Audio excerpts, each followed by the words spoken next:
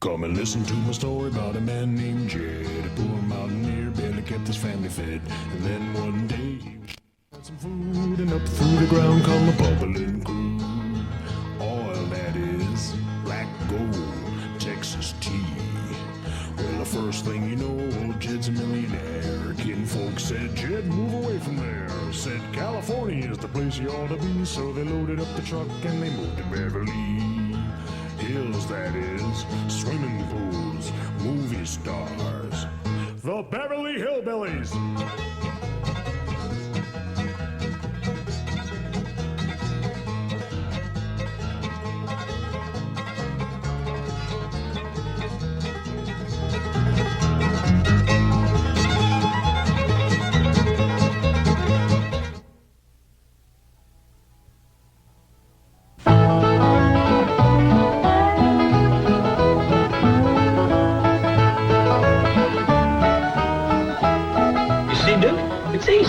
I just throw this stick out yonder, you pick it up and fetch it back. Okay? Well, we'll do it again. Go on, boy. Get it. Fetch it to him. Fetch it. All right, I'll show you. Just once more now. You watch.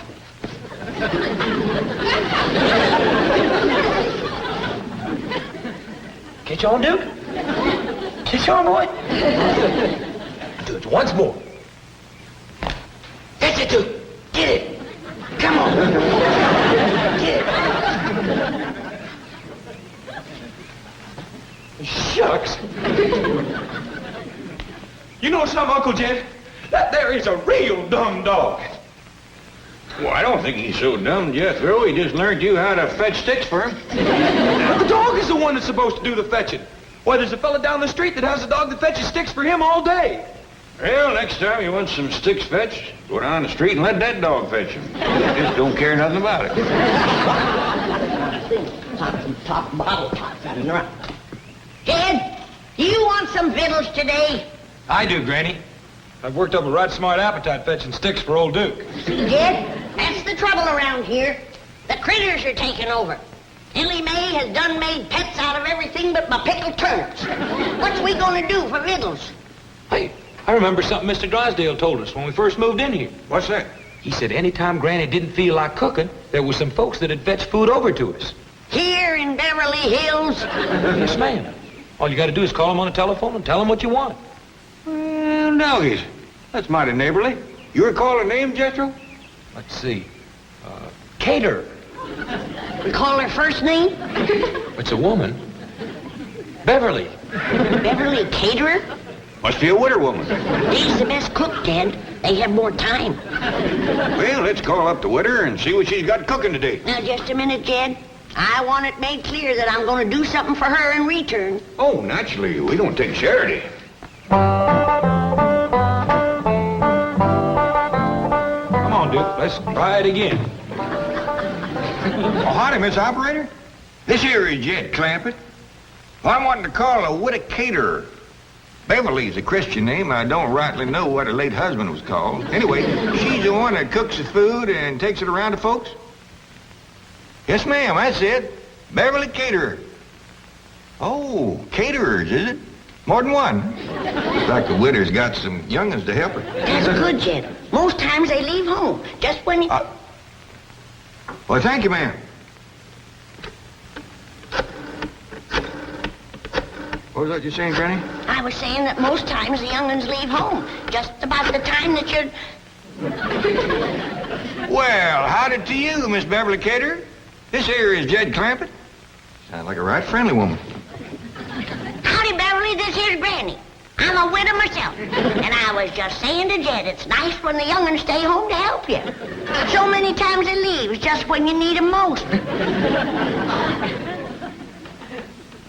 I'll let you women folks talk about the victuals, but first I just want to say if you ever need a fence mended or well dug or any heavy work at all, you just call on Jethro and me. Now, here's Granny. Beverly, what you got on the back of the stove this morning? I don't want to put you to no extra trouble. Huh? Well, me, I'm partial to baked possum, but we'll take jowls or fatback or sow belly. Any kind of meat will pleasure us considerable. What's that? Bunch of nuts. Well, you can send them along. But I'll tell you right now, the critters will get the bulk of them.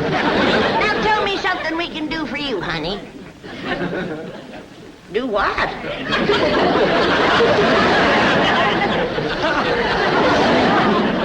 Hello?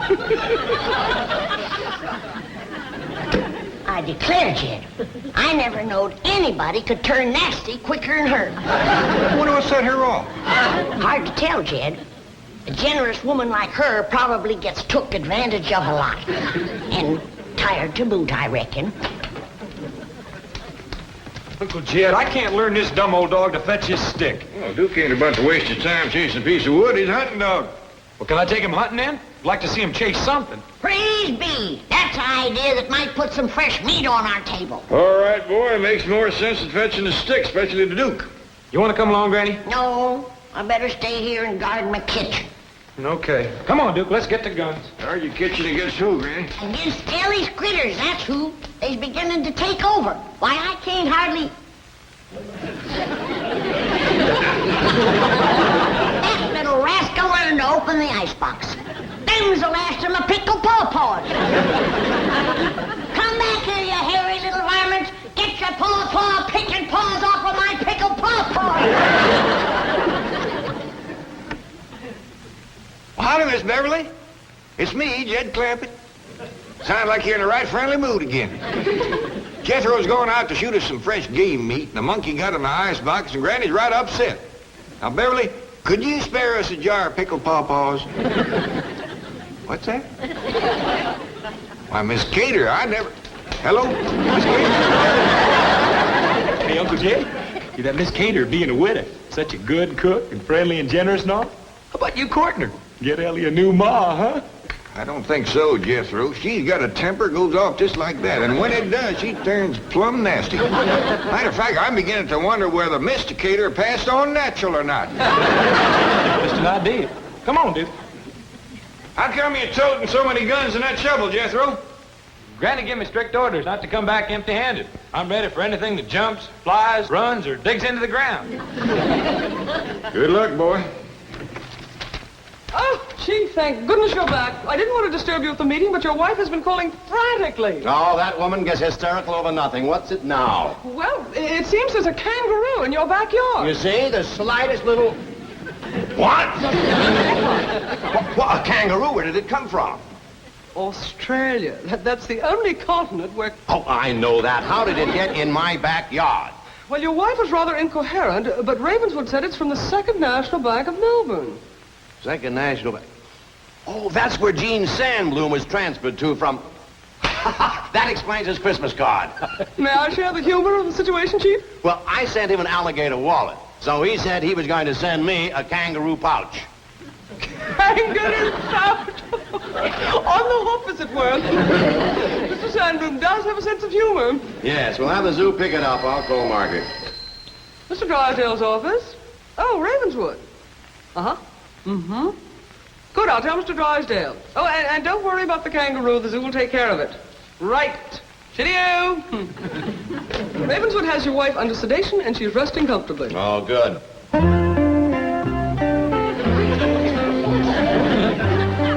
There we are. A bit of mutton and Yorkshire pudding should hit the spot. You may be from down under, but we're all part of the empire. Oh, drat. The zoo must have already come for you. Oh, I'm gonna cook up a rabbit stew. Soon as Jethro shoots me one or two, then we'll all sit down to the table and we'll eat, and we'll eat.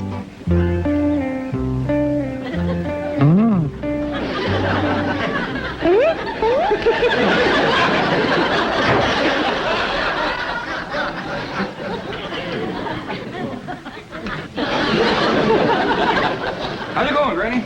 Kid, did Jethro leave to go hunting yet? Yep. Well, he needn't have bothered. There's a jackrabbit out back that high.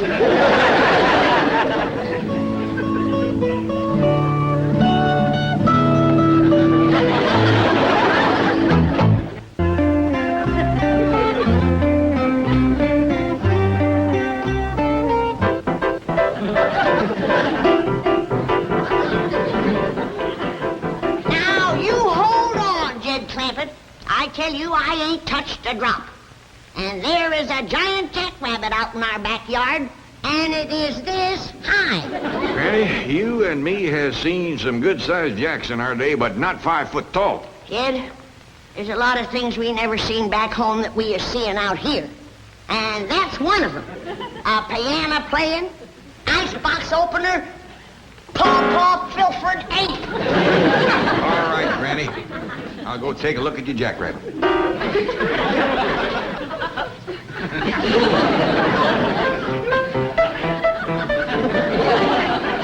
Come on, you can see for yourself. He can jump over this house, I tell you, in one hop. Whereabouts is he? I don't know. But sure as I live and breathe, he was sitting right there, 5 foot tall and looking me in the eye. 5 foot tall sitting, was he? Yes, he was. Where did that jackrabbit go? Well, why don't you look out front? Maybe he hopped over the house, just like you said. You think I'm talking nonsense, but you'll see, because I'll find him. What's all sad about, Granny? Nothing. Don't tell her, Jed. I don't want her making a pet out of all that meat. Let me go in the kitchen and get out my biggest pot and start peeling taters. Lots of them. Here, Jack. Here, Jack. Here, Jack. Who's Jack, Paul? Never mind, Ellie. Just try to keep your critters from pestering Granny. You got her so upset she's got into her jug, and now she's seeing visions. What kind of visions? Yeah, well, I reckon it's all right to tell you. Granny thinks she's seen a 5 foot jackrabbit.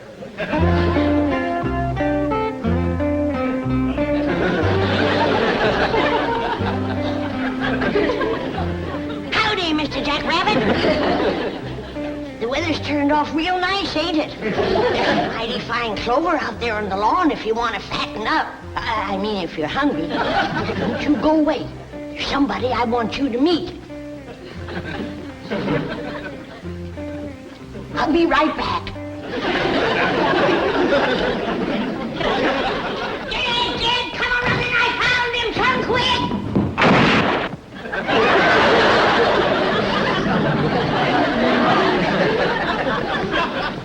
Dad, I seen him again. The giant jackrabbit. I bet you did. He's right out front. Come on, I'll show him to Maybe you. you better lay down a spell. No, he'll get away again.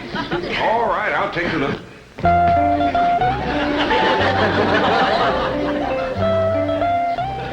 You see him, Jed? I lost my glasses. But he must be out there somewhere. Well, yeah, I see him. Is he out on the lawn eating clover? Great big old pink jackrabbit. Pink! Now, don't get upset. There's other colors, too. There's a blue one. There's a green one. Here comes one with purple polka dots. I wish I could see him. What's that you say, Mr. Jackrabbit? All right, I'll tell her. He says he thinks you ought to go in and lay down. Yeah, I think I better had Jed.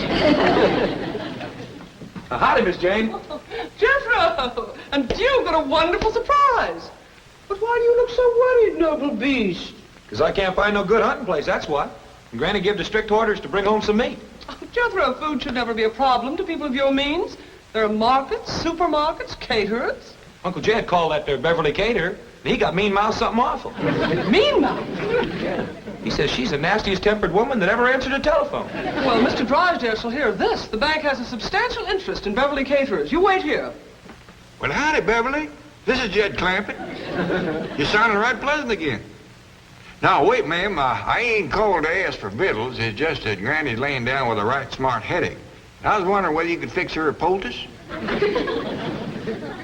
Tell her to do what? Well, I don't hardly see how that could help a headache. Now, wait a minute, man. Don't go flying off the handle. Hello? No two ways about it. That woman has got a temper like a wet hornet. Hello, Beverly caterers. One moment, please.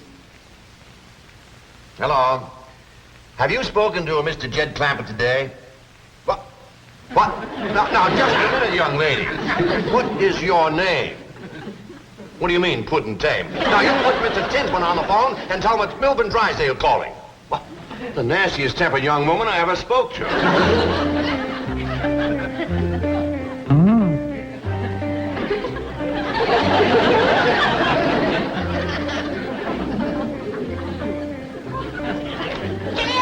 Dad, come quick.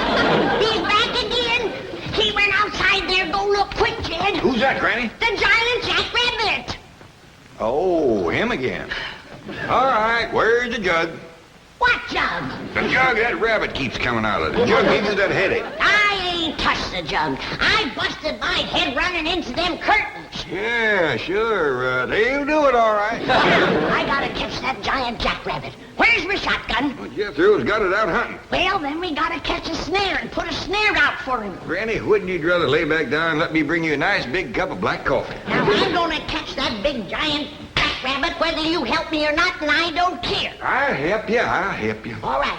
Now, you get me a nice big stout rope and put some bait in there. Yeah, take about 2 dozen carrots for a rabbit that size.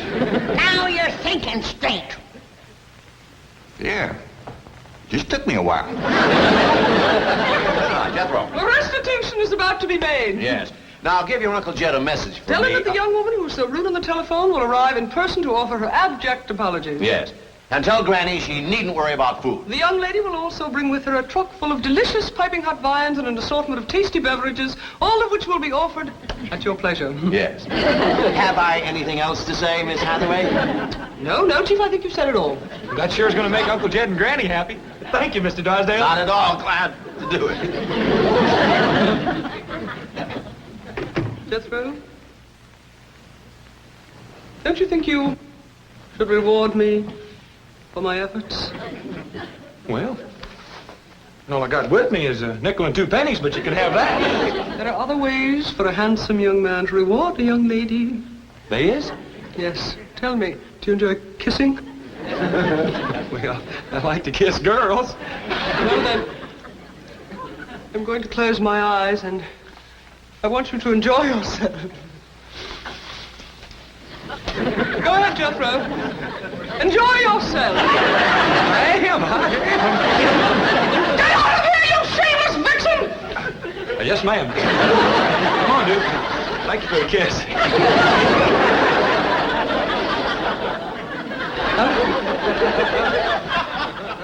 Now, let's see. If I was to tie another rope onto the bottom of that limb, pull it down, and then take my loop and put some carrots in it. Howdy, Mr. Jackrabbit.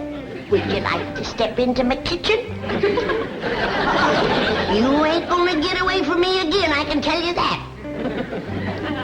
Now, are you gonna come peaceable, or do I have to take you by force? Ooh.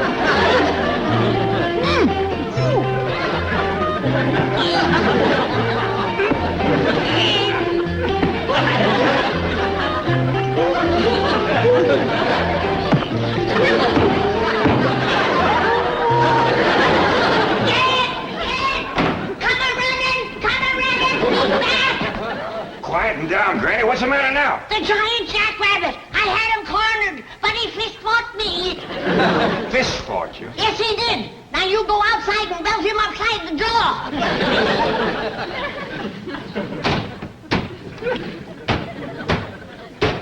Granny, where are you hiding them jugs?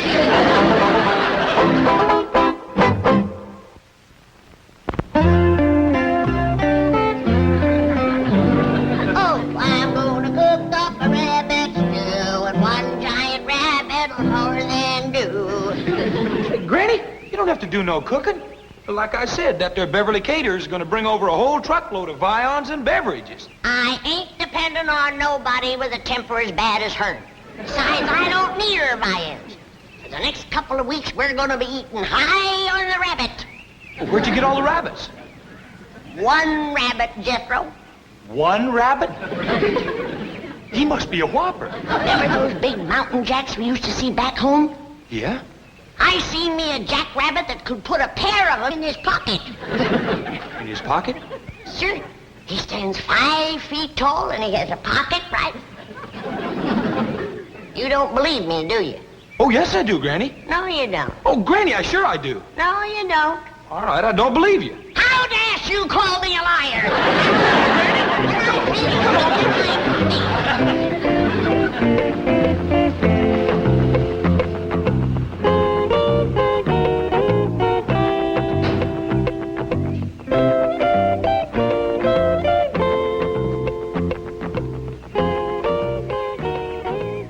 Mr. Tinsman, do I have to face Mr. Clampett all by myself? Yes, you do. You're the one who insulted him on the phone. And you're the one he'll expect an apology from. But he talked like a nut. Miss Billington, a man as rich as Mr. Clampett may talk like an eccentric, but never like a nut. I sure hope he'll forgive me. He'll forgive you. If he's anywhere between 15 and 95, he'll forgive you. I'll take the food round to the kitchen.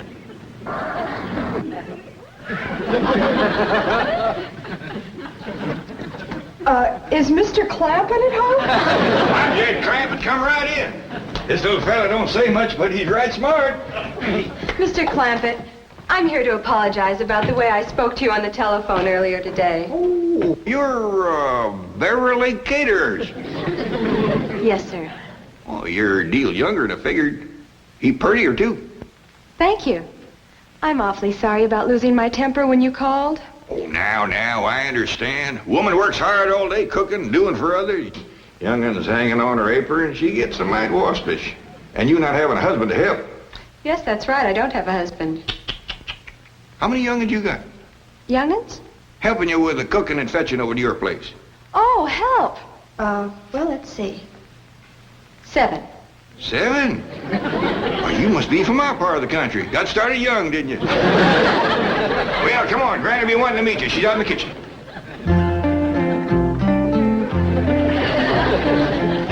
I got you, you big overgrown rascal. Now you're coming into the house to show you to Jed. And then you're going into the stew. That's where you're going.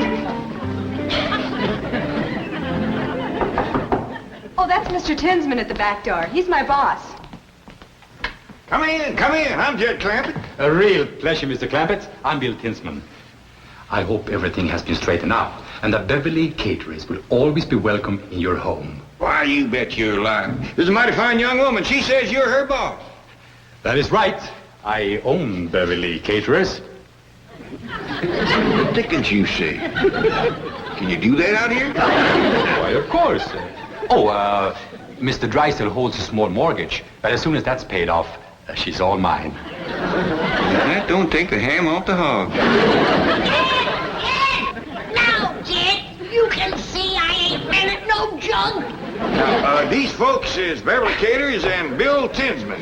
These are the ones that does all the cooking. I hope we can cook for you, Granny. You can commence with this one. I caught him, now you can cook him.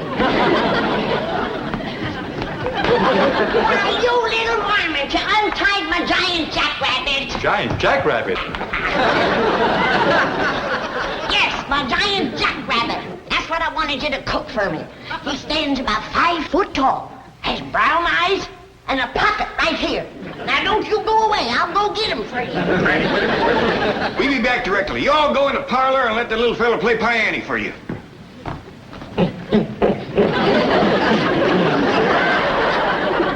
You say eccentric? I still say nuts. I say you're right. Let's get out of here. Can't understand it. He was free. Why should he return? Something must have frightened him. I'll say, if he prefers this crate to freedom. Yes, but what could it have been? Hello, over there. Yes, Granny, what is it? You see anything of a jackrabbit? No, we haven't. You won't find any jackrabbits in Beverly Hills, Granny. I'll telephone the zoo, sir. I say there's a giant jackrabbit around here someplace, and I'm going to find him if it's the last thing I ever do. Sure you are, Granny. Now, come in, lay down. I'm going to get that nice Beverly Caterers to make a poultice for your head. Granny, you caught some in your snire. See, Jed wanted to tell you. What'd she catch, Ellie? Jethro! Hey, Uncle Jed! Cut me down! Uncle Jed! He cut me down! Right, Uncle Jed!